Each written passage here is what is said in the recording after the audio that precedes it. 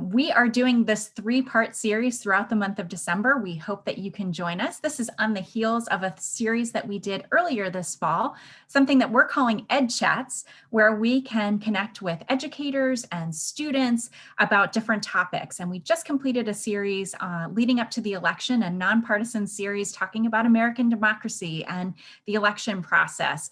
And now we're really excited to make a very hard right turn to a completely different topic, and that is scholarships. We know that is very top of mind these days for a lot of the families that we serve, and we wanted to talk about that and share some of our knowledge with you. So you might be thinking, why is the Reagan Foundation, the foundation charged with preserving and protecting President Reagan's legacy, getting involved in scholarships? What do they have to say about college scholarships? Well, the Reagan Foundation since the year 2000 has awarded 500 students, roughly 500 students, with nearly $8.5 million in college scholarships. So we are really proud of the path that we've been able to put so many students on for higher education and for leading and serving in college and beyond. And we know, as part of awarding those scholarships, that many families are just very overwhelmed in the scholarship process. There's a lot to know, a lot of different terminology when it comes to financial aid for college, and a lot of just confusion about it. So we wanted to share our knowledge. And today we're really excited to pull in some of the knowledge from some scholarship insiders to share with you. And that's exactly what we're going to be doing over the next 3 weeks. So starting today and next Wednesday and the following Wednesday, we'll be sharing some tips and tricks for finding scholarships and applying for scholarships and making sure that you stand out in the scholarship application process. So as I mentioned, today we're really excited to bring in some scholarship insiders. We wanted to set the stage by bringing in some folks who really know a thing or two about applying for scholarships. So I'm going to introduce our panelists and then we'll get right into the content. Our first panelist is Alexis Lenderman Black. Alexis is an alumnus of one of our programs here at the Reagan Foundation, the Leadership in the American Presidency program, and she is also co-author of this book here. This is called The Scholarship Blueprint. She is co-author of this book, and she has a lot of knowledge and great tips and tricks about applying for scholarships. So Alexis, welcome. Thank you so much for joining us. Thank you so much for having me. And our second panelist is Stephanie Panion. Stephanie is Scholarship Program Manager for the Betcher Foundation. And the Betcher Foundation is a phenomenal organization based in Colorado that awards scholarships to students across that state. I've been familiar with Stephanie and the Betcher Foundation's work through the National Scholarship Providers Association. And I just know them to be a really fantastic foundation and just a great depth of knowledge about scholarships. I wanted to share this book with you as well. Two of Stephanie's colleagues at the Betcher Foundation wrote this book, which is called All the Wisdom and None of the Junk. Great title. And so I'll link to that in the chat as well. But Stephanie herself has tons of knowledge about the scholarship application process and being someone who is very involved from A to Z throughout that process with her own organization, the Betcher Foundation. So Stephanie, thank you so much for joining us. Thanks for having me. I'm happy to be here. And then pulling all of this together today, we are so excited to have our moderator, who is a 2016 GE Reagan Foundation scholar, Jade Wong. Jade recently graduated from UC Berkeley, and she, as I mentioned, was a scholarship recipient of ours, and she will be moving to Dubai very shortly to do some management consulting. So we are super excited to have Jade Wong moderate this conversation about navigating the college scholarship process. So I'm going to turn it over to Jade and get right down to the content. Awesome. Thanks so much, Erin. I'm so excited to be here with Stephanie and Alexis. You know, when I was applying a few years ago, it would have been really great to hear from both of you. So we'll just jump right in and maybe start off with a question for Stephanie. I know in your role as a scholarship program manager, you work with thousands of students across Colorado. So could you tell us a little bit more about the program and any common misconceptions that students might have about your program, or just any other scholarship programs in general? Great, thank you. Yes, so the Betcher Foundation Scholarship is based out of a private family foundation in the state of Colorado. And so every day we champion the promise of Colorado and the potential of Coloradans across our state by investing back in our citizens. And one of the ways we do that is through our scholarship program, which is for Colorado high school students. But the things that we look for in our scholarship program are things that a lot of other scholarship programs look for as well, particularly those that are merit-based scholarships.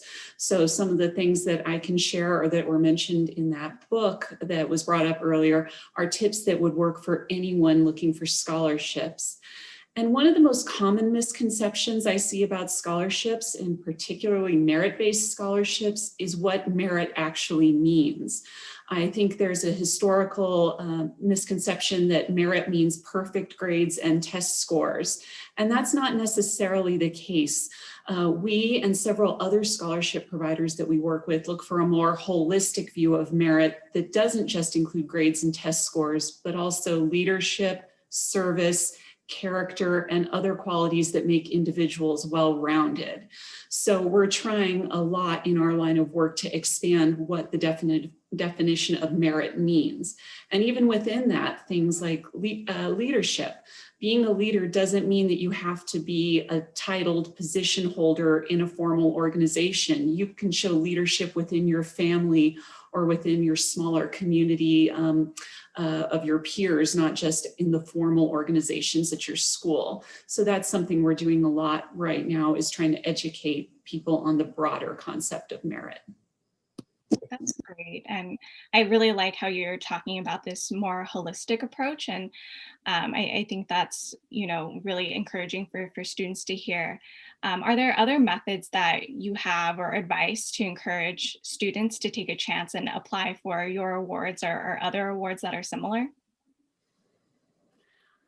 I would say have them talk to other adults in their lives, such as their counselors and parents and maybe supervisors in organizations or clubs they're a part of, their soccer coaches, their youth group leaders, and have those people reflect back to them ways that they demonstrate leadership that may show them ways that they're leaders or ways that they're giving back, or even special talents that they might not see in themselves as being special, but those other people might recognize as truly unique qualities.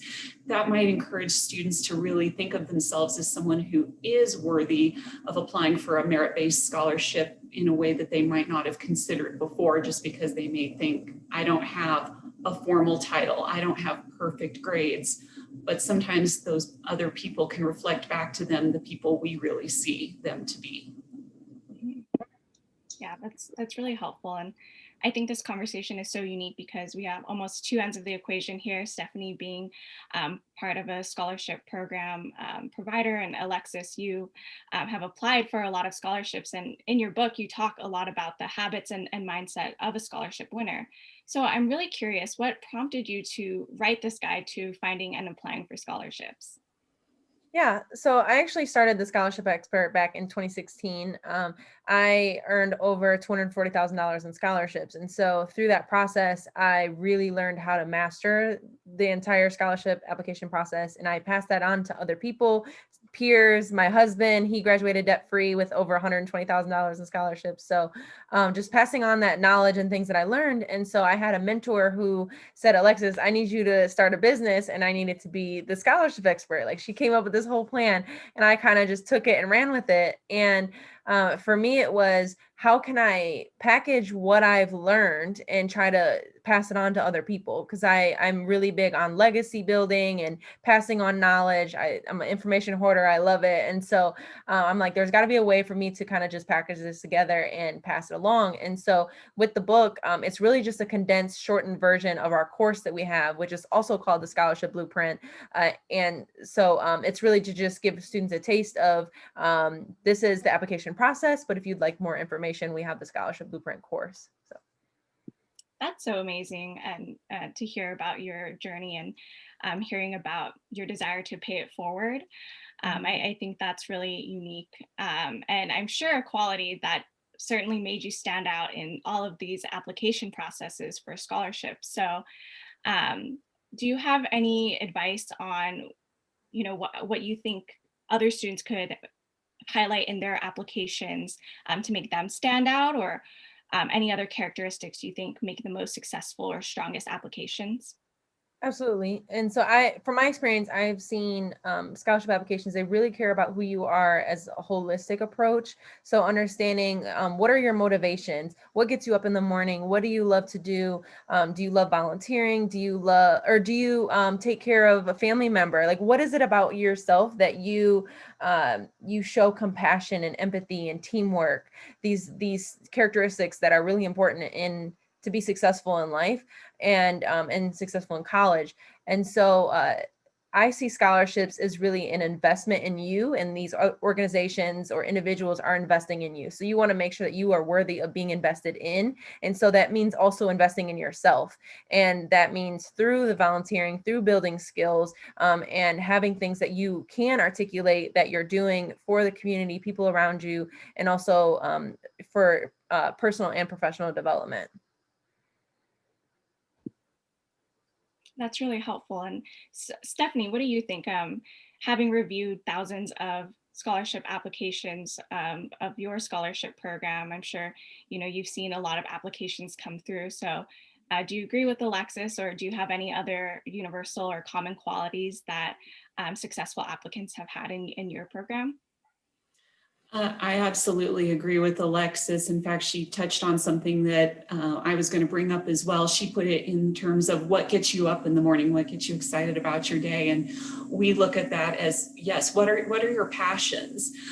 It's really fun when you see an application and that passion comes through in a way that makes you really feel like you're getting to know that applicant and who they really are. Something that I find is really helpful is when there's a demonstrated through line of that passion, where it shows up in multiple aspects of their application, such as it's an extracurricular activity, but they've also found a way to incorporate it into service that they do. So maybe they're an athlete, but they also coach Little League on weekends or during the summers, or they're very active in their youth group on campus, and then on weekends they teach Sunday school. There are so many ways that you can take the things that you're passionate about and infuse it throughout all of the activities you're doing in school that really make you stand out from the crowd as an applicant. And I just wanted to piggyback off that. I noticed that a lot of students, when they're applying for scholarships, they're really timid in talking about themselves. And I know that takes a lot of humility and courage to be able to do that. But you have to be able to kind of humble brag about yourself. You have to be able to articulate, this is who I am, this is who I want to be. And applications, or the people that read the applications, they like to see a story. So you have to see this, they want to see where you are now, where you will be, and where you want to go, and how will this scholarship or organization or whatever it is that you're applying for, how do they fit into that narrative? And so it's drawing a complete story from that, rather than just focusing on one thing. So you want to have it more of as a story. Yeah, completely agree with that. And I think that's really helpful, because our essays are often, kind of the place where you can demonstrate those things, and as well as, throughout the application. So that's really helpful. And so thank you to both of you for those, really helpful examples. And so one other question, because 2020 has changed a lot of things. We all know the global pandemic has completely revolved around our lives and changed the way we've lived it. But I'm curious to hear from both of you, and maybe from you, Stephanie, first. How has the global pandemic impacted kind of how you're thinking about scholarships and kind of the scholarship field in general, and how some of the students should be thinking about applying or reflecting it in their applications? Absolutely. This has been quite a unique year. And so we and other scholarship programs are all trying to flex as best we can based on that, and also to review our applications with that lens in mind, and kind of an empathy about the fact that this has been a tough year for students. So I know a lot of students this year were concerned about how their grades from last semester, from spring semester, were going to be considered in an application process, or their test scores if they weren't able to take a test, or maybe were only able to take it once and were hoping to take it a second time to improve it. And so I know that a lot of scholarship programs are taking all that into consideration. So we're not going to be comparing them with last year's class or 2 years ago. We're going to recognize that this was a unique year, a unique semester last spring, and take that into consideration. It also helps if the students are able to show how they're doing in spite of the pandemic. We can look at the applications in a different way. So for instance, if a student is passionate about helping others and maybe they've had some experience being a tutor and they haven't been able to do that in the way they normally were doing it before, maybe they set up an online tutoring system to reach out to students. That's something that we'll take into consideration as a way that they kind of overcame a challenge. Or to Alexis's point earlier about looking at their whole story, maybe a student isn't able to do an extracurricular activity that they had planned on, but maybe they're helping their younger siblings with online schooling while their parents are working as essential or frontline workers. And so those are all things we're going to take into consideration as we're reading applications this year. Alexis, anything to add from you? Yes. So, well, thankfully, our business has been completely online. And so we've been able to kind of continue with the path that we've already set out to do. And that one of the main reasons why I started the Scholarship Expert is because most high school students on average receive less than an hour of academic advising on how many scholarships to apply for, how to pay for college, what colleges to apply for, all of it. And so that's not enough time. And so we really wanted to start our business in a way to try to fill that gap and to support students and families who don't necessarily know the next steps and know what to do. And so knowing that, and knowing that schools right now, and especially advisors and counselors, are really struggling with keeping up with their students just on the basis of making sure that they're completing their assignments, mental health, all these different things that advisors really work with students on. And so before it was less than an hour. So I can only imagine that now it's less than that. And so what I've seen is that typically the students that need the help most aren't the ones that necessarily advocate for themselves. And then also youth or students, they're falling further behind. So youth that need to work with advisors and are able to in a face-to-face setting aren't able to right now. And so that's where we really want to step in and try to help these students. And we've been trying to do some outreach with advisors and try to say, we can help you alleviate some of the struggle that you're dealing with right now. And so that's really the approach that we've been taking, just seeing how advisors and schools are struggling with this entire transition, and with the thought that spring semester could potentially be online as well. And so that's almost an entire year taking students out of a face-to-face environment, which is incredibly difficult, especially with the college planning process. Right. That's definitely true. And I think both of you touched on really important points of students, really being able to highlight different aspects of themselves and drawing it all together to really make it one cohesive story and bring in all aspects of a whole person. So really like those points that both of you made.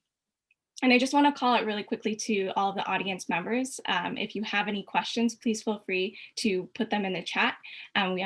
We should have some time at the end to cover any of those questions, but I do have a few more for both you, Stephanie and Alexis. So Alexis, you talked about in your book a little bit how it's not only important to think about scholarships for college, but also beyond. And you successfully were able to fund numerous study abroad and other unique opportunities through all of your scholarships. So it would be great if you could talk a little bit more about the importance beyond the traditional four-year experience and kind of how you were able to go about that. Yeah, absolutely. And so I was actually able to study abroad 8 times, which was the record for my university. And part of it was because I heard that a student studied abroad 6 times, and I was like, I'm going to beat that. So that was partially in there. But I knew that any of the things that I wanted to do, I had to find money to pay for it. And my number one job is a student. And I knew that I need to really focus on that. And if I have to Like when I began college, I was working 2 jobs and trying to go to school, and it was just so difficult. And so that just fueled my passion and work around, I need to find these scholarships to pay for the things that I want to do, because ultimately this is an investment in myself. That is what college is. That's why we all go. And so for me, I thought when I graduate college, where do I want to be? What are my ultimate goals? And I wanted to make sure that every semester I'm doing something what I call resume worthy. And so for me, a lot of that was studying abroad and going to conferences and things like that. And there are scholarships and grants out there to help you go to these things. And I've been able to go to probably 20 conferences throughout college, and again, my study abroad programs. And I did a semester in DC as well. So it was kind of like a study abroad, but in the US. And so I've been able to do all these programs, and it was all funded through scholarships and grants. And so I highly encourage students to take this time that's coming right now over Christmas break and find and apply for scholarships. This is scholarship season. Scholarship season typically starts in August and goes through January for national scholarships. And so what we've always done is we take Christmas break and we apply for scholarships like all day, every day, so that we give our family 1 week, and then all the other time we take to apply for scholarships, fellowships, grants, everything that we could possibly find, because I'm the person that I apply for everything and then see what happens, because I'm not going to self-select in the beginning to say, oh, I don't make all of the qualifications for that scholarship. I'm going to apply anyways, because some scholarships don't even have enough people that apply that they give it out to everybody. So that's another point that you should be aware of. And so what we've always done is over Christmas break, we do that so that during the school year, I can excel academically. I can focus my entire life on my studies and my ultimate goals versus how am I going to pay for my rent and these other things. I've been incredibly thankful that my scholarships have covered all of my living expenses throughout college as well. So it is out there. It's just finding it. And that's what we hope to do. And somebody put in the chat, Horatio Alger. I was a national scholar for Horatio Alger. So it's a $20,000 scholarship. And I got that my freshman year. So thank you for that shout out and putting that in there. Wow, that's amazing. And that's certainly a really productive way to use that break, and get some scholarships. I'm curious if you have any tips for searching for scholarships, or kind of, what process you went through to find and apply for all of those different ones. Yeah, so I'm huge on being organized, because for me, what I've noticed is that, say if I find a scholarship through clicking on 5 different things, I'm like this back end, you know what I mean? It can be difficult to try to get back there. And so I really keep track of all of my links, the scholarships, when they're due, where I am in the scholarship process. And so I put this into a larger spreadsheet, and I call it the scholarship tracking worksheet. And it's actually it's available on our website. And then and then I also put together it's like a scholarship idea generator of like, where are the possible scholarships that you could find, and trying to think through that and brainstorm through that. Because a lot of times it can just be as simple as, what are keywords that you can search in Google and you don't even know what to search. And so that's why we put together that document, and that's also available on our website, and everything's in our course, because we really took what is it that we do and how can we give that to another person, exactly all the steps that we've done. And so I always tell people, start with Google, but you have to know what to search. Google is a great tool, but if you don't know how to utilize it, then it can't be beneficial to you. Yeah, that's really helpful. I remember when I was searching for scholarships as well, I would kind of search keywords based on like what I was interested in, or the activities or extracurriculars I was involved in school. And it seemed like there was, almost a scholarship for all of those. So I think that's a really important point and tip. Mm-hmm. So I know that a lot of people are sort of newer to the scholarship process, and it can be kind of hard to navigate all of these different things. So Stephanie, it would be helpful if you have any guidance or resources that you would share for both students and their families who may be newer to this process. Great. Well, first of all, thank you for sharing that, Alexis. Those are great tips about continuing to search for scholarships. And I agree that it's something you do even beyond that transition year from high school to college. But definitely, first of all, start with your guidance counseling office. I agree right now they might be a little stretched thin due to the pandemic, but they're always a good place to start because they're usually a central point of contact at the school. So they are a wealth of knowledge in terms of where you can start searching for scholarships. There are also some scholarship providers that allow you to create kind of a profile about yourself, and then that helps find scholarships that are a match for you. Thinking of things like Colorado-based, there's something called My Colorado Journey, or fastweb.com, for instance, are a few places where it helps you find some of those scholarships that you even alluded to, Jade, that you can find a scholarship for almost anything, such as the left-handed scholarship or a tall person scholarship. I've heard of those. So sometimes it could be a matter of finding a place where you can create a profile that helps find scholarships that are a match for you. And I do also like Alexis's point about being organized, especially for those students and parents themselves who are new to the process, because it can seem overwhelming. So I love that you provide that spreadsheet and resource.